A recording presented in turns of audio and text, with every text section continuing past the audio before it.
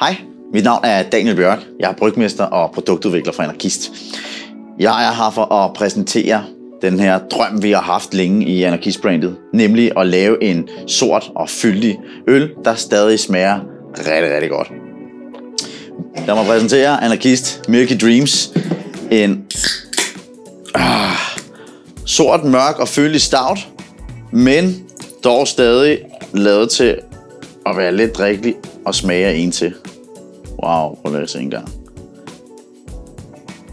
Det er sådan en Anarkist, at vi godt kan lide, at øllet stadig er personligt. Så her der har vi gerne vil lade os inspirere af øl, der normalt tilsættes laktose, som pastry stouts og milk stouts, men gør den tilgængelig for, ja, mig. Eller i hvert fald alle os, der har det her laktoseintolerance. Så vi skulle finde en måde at få den her fylde og fedme i øllet på, som uden at proppe mælkesukker i. Og det har vi altså gjort ved at få fat i noget havresirup. Så udover at bruge havreflager i selve brygget, så tilsætter vi også en mængde havresirup for lige at øge fylden og fedmen i øllet, hvilket jeg synes har lykkes super duper godt.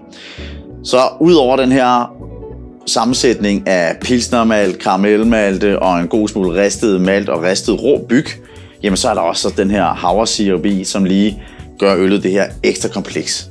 Så vi har skabt en øl, der har noget kant, men samtidig smager en til. Så lad os smage på det. Ja, der er både noget duft af kaffe og chokolade, som der kommer fra de her ristede malte, men også en smule sødmefyldt duft fra havren. Ja, det er sådan lidt frugtighed, sådan lidt kornighed, der dufter super godt. Så lad os se, hvordan den smager så. Ja, men vi har den her fylde fedme, uden den bliver tung, som stouts oftest kan gøre. Og det giver sådan lige en streg for sådan en lethed, der gør, at den faktisk smager af en tår til.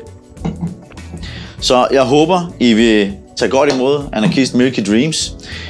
I kan drikke den til forskellige desserter, både mørke og lyse desserter, eller bruge den til en kødret, en god chili con carne, en god simmerret, et eller andet, hvor man både kan komme lidt øl op i gryden, men samtidig kan nyde resten af øllet selv.